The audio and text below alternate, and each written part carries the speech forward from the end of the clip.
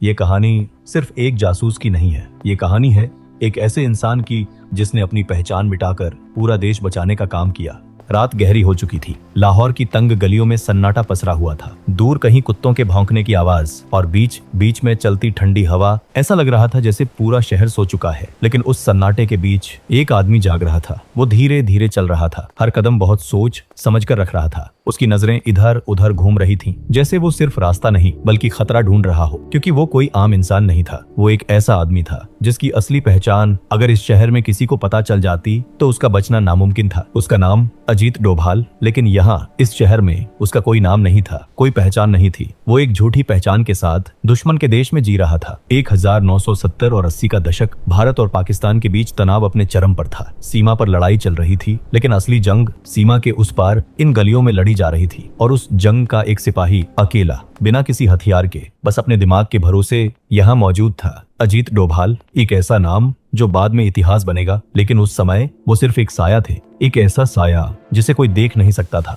उन्होंने सिर्फ अपने कपड़े नहीं बदले थे, उन्होंने अपनी पूरी जिंदगी बदल दी थी। नाम बदला, धर्म बदला, बोलने का तरीका बदला, चलने का अंदाज बदला, यहाँ तक कि उन्होंने अपने चेहरे की पहचान तक बदल दी थी। कहा जाता है कि उन्होंने अपने कानों तक की सर्जरी करवाई ताकि वो पूरी तरह एक नए इंसान की तरह दिख सके, क्योंकि इस मिशन में छोटी से छोटी चीज भी जानलेवा साबित हो सकती थी। हर दिन उनके लिए एक परीक्षा था, हर बातचीत एक खतरा थी, हर नजर एक शक बन सकती थी। लेकिन फिर भी वो यहाँ थे क्योंकि उनका मिशन बहुत बड़ा था। उन्हें दुश्मन के प्लान जानने थे, उनके नेटवर्क समझने थे, उनकी कमजोरियां ढूंढनी थी, और ये सब उन्हें अकेले करना था। ना कोई बैकअप, ना कोई मदद। अगर वो पकड़े जाते तो कोई उन्हें बचाने नहीं आता, क्योंकि इस मिशन में उनका अस्तित्व आधिकारिक रूप से था ही नहीं। वो धीरे धीरे चलते हुए एक छोटी सी गली में मुड़े। वहां एक चाय की दुकान थी। कुछ लोग बैठे थे, हंस रहे थे, बातें कर रहे थे, सब कुछ सामान्य लग रहा था। लेकिन अजीत डोभाल के लिए यह सिर्फ एक चाय की दुकान नहीं थी, यह एक मौका था जानकारी जुटाने का, लोगों को समझने का और खुद को इस भीड़ में घुलाने का। वो जाकर एक कोने में बैठ गए, चाय मंगवाई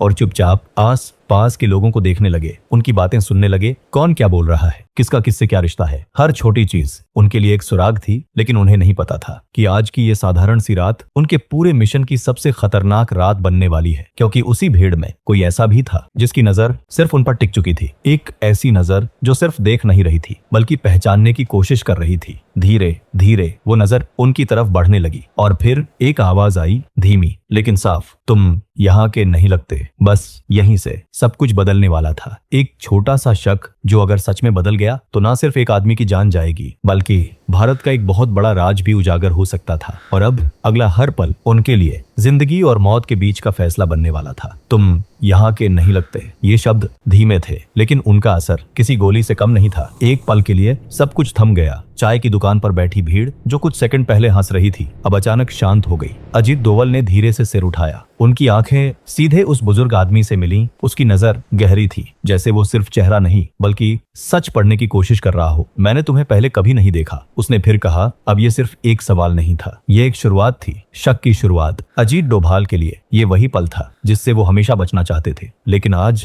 वो पल उनके सामने खड़ा था। उन्होंने चाय का कप उठाया, एक घूंट लिया और खुद को शांत रखने की कोशिश की। दिल तेज धड़क रहा था, लेकिन चेहरा अब भी बिल्कुल सामान्य था। उन्होंने हल्की मुस्कान के साथ कहा, नया हूँ, काम के सिलसिले में आया हूँ। एक सीधा जवाब जो आम इंसान देता, लेकिन वो बुजुर्ग अब भी संतुष्ट नहीं था। वो थोड़ा और करीब आया। कहाँ से? अब सवाल और गहरा हो चुका था। आस पास बैठे लोग अब खुलकर उनकी तरफ देखने लगे थे। कुछ लोग धीरे धीरे अपनी जगह से उठकर थोड़ा पास आ गए, जैसे कोई तमाशा शुरू होने वाला हो। अजीत डोभाल ने एक सेकंड के लिए आंखें बंद की। ये वही पल था जहां दिमाग दिल से ज्यादा काम करता है। अगर उन्होंने सच बोला तो सब खत्म, अगर झूठ बोला तो वो झूठ ऐसा होना चाहिए जो पूरी तरह सच लगे। उन्होंने आंखें खोली और बहुत ही सामान्य आवाज में कहा, कराची से। ये जवाब पहले से तैयार था, लेकिन असली परीक्षा अभी बाकी थी। बुजुर्ग ने तुरंत अगला सवाल पूछा, कौन से इलाके से? अब हालात और खतरनाक हो चुके थे, क्योंकि अब सिर्फ एक नाम लेना काफी नहीं था। अब उन्हें एक पूरी कहानी बनानी थी, और वो भी कुछ सेकंड के अंदर। आस पास का माहौल और भारी हो गया। किसी ने धीरे से कहा, लगता है कुछ गड़बड़ है। अब शक फैलने लगा था, और अगर ये भीड़ पूछताछ में बदल जाती तो शायद यहाँ से निकलना नामुमकिन हो जाता। लेकिन यही वो जगह थी जहाँ अजीत डोभाल अलग थे। उन्होंने सिर्फ जवाब देने का नहीं बल्कि कहानी बनाने का फैसला किया। उन्होंने उस इलाके का नाम लिया जो उन्होंने पहले ही याद कर रखा था। फिर वहां की गलियों का जिक्र किया, एक मस्जिद का नाम लिया, एक बाजार का जिक्र किया। ऐसी बातें जो सिर्फ वहीं का रहने वाला जान सकता था। भीड़ जो कुछ देर पहले शक में थी अब थोड़ी शांत होने लगी, लेकिन वो बुजुर्ग अब भी चुप था। उसकी आंखें अब भी उन्हीं पर टिकी थीं, जैसे वो आखिरी बार सच और झूठ के बीच फर्क करने की कोशिश कर रहा हो। और फिर उसने धीरे से कहा, अगर तुम सच कह रहे हो तो ये बताओ। और उसने एक ऐसा सवाल पूछा जो पूरी कहानी बदल सकता था, एक ऐसा सवाल जिसका जवाब सिर्फ असली इंसान ही दे सकता था। अब ये सिर्फ एक बातचीत नहीं थी, ये एक खेल था जहां हर शब्द जिंदगी और मौत के बीच खड़ा था। अजीत डोभाल के पास बस कुछ सेकंड थे, या तो वो इस खेल को जीतते या फिर सब कुछ यहीं खत्म हो जाता। चाय की दुकान पर सन्नाटा छा चुका था। सबकी नजरें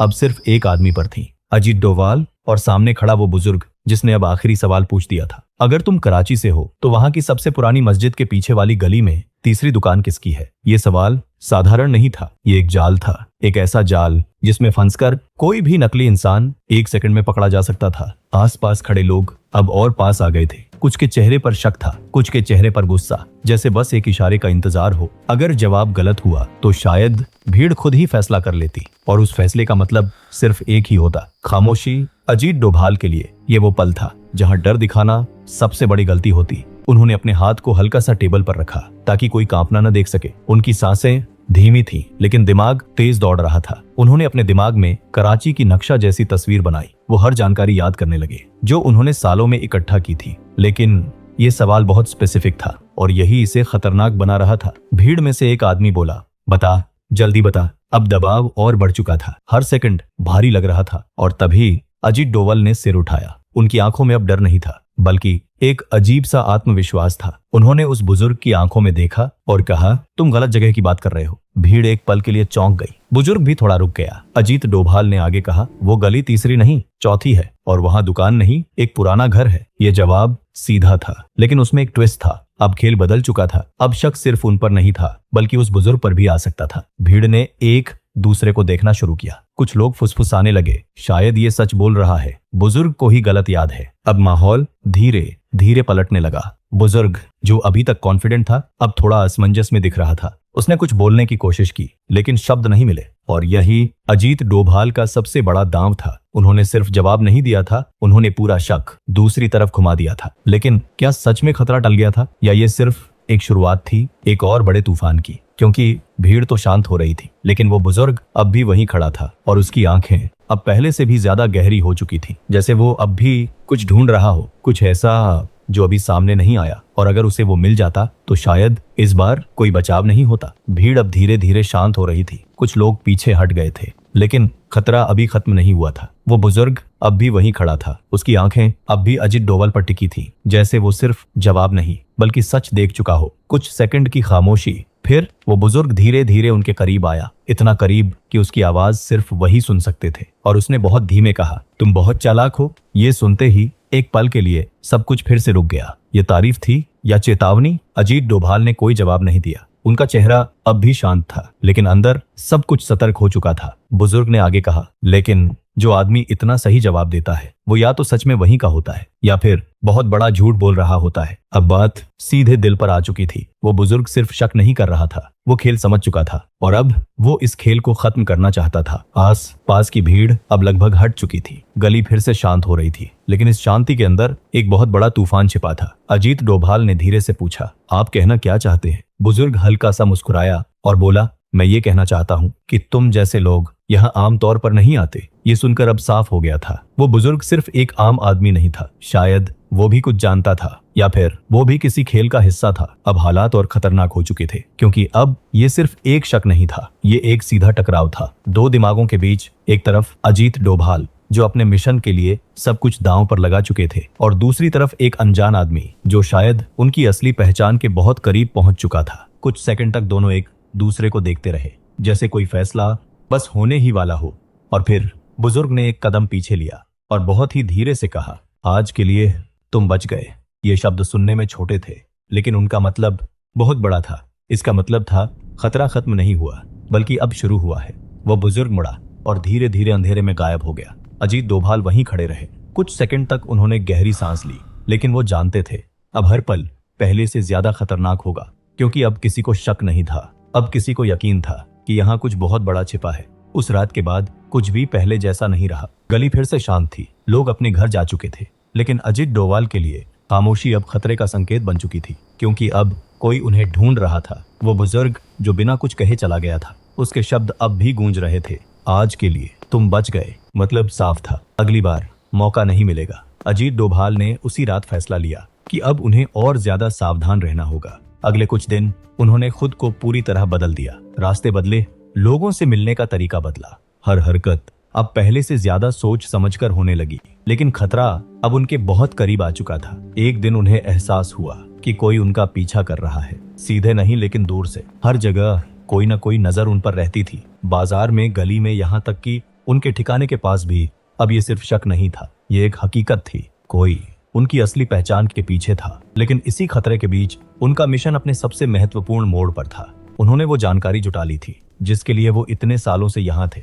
दुश्मन के प्लान, उनकी रणनीति, उनके गुप्त नेटवर्क, सब कुछ। अब सिर्फ एक काम बचा था, इस जानकारी को सुरक्षित भारत तक पहुंचाना। लेकिन ये काम सबसे खतरनाक था, क्योंकि अब हर रास्ता, हर निकलने का मौका नजर में था। अगर वो पकड़े जाते तो सिर्फ उनकी जान नहीं जाती, बल्कि वो सारी जानकारी दुश्मन के हाथ लग सकती थी। और फिर भारत के लिए खतरा कई गुना बढ़ जाता। एक रात जब पूरा शहर सो रहा था, अजीत डोभाल ने अपना आखिरी कदम उठाया। उन्होंने बिना किसी को बताए अपना ठिकाना छोड़ा। ना कोई आवाज, ना कोई निशान, बस अंधेरे में एक साया जो धीरे धीरे आगे बढ़ रहा था। हर कदम बहुत सोच समझकर, हर मोड़ पर खतरे की उम्मीद। लेकिन इस बार वापसी जरूरी थी, क्योंकि मिशन पूरा हो चुका था। काफी देर तक चलते रहने के बाद वो शहर की सीमा के पास पहुंचे। सुबह होने लगी थी। हल्की रोशनी अंधेरे को मिटा रही थी, और उसी रोशनी में एक आदमी चुपचाप अपने देश की ओर लौट रहा था, बिना किसी शोर के, बिना किसी पहचान के, जैसे वो कभी वहां था ही नहीं। लेकिन सच ये था, उसने वहां रहकर इतिहास बदल दिया था। वो जानकारी जो वो साथ लेकर जा रहा था, वो सिर्फ कागज नहीं थी, वो भारत की सुरक्षा थी, वो आने वाले खतरों का जवाब थी। और यही उस मिशन की असली जीत थी। अजीत डोभाल वापस आ चुके थे, लेकिन उनका नाम किसी को नहीं पता था। कोई जश्न नहीं हुआ, कोई तालियां नहीं बजी, क्योंकि कुछ जीत खामोशी में ही सबसे बड़ी होती हैं। ये कहानी सिर्फ एक जासूस की नहीं है, ये कहानी है एक ऐसे इंसान की जिसने अपनी पहचान मिटाकर पूरा देश बचाने का काम किया। क्योंकि असली हीरो वो नहीं होते जो सामने दिखते हैं, असली हीरो वो होते हैं जो अंधेरे में रहकर रोशनी की रक्षा करते हैं।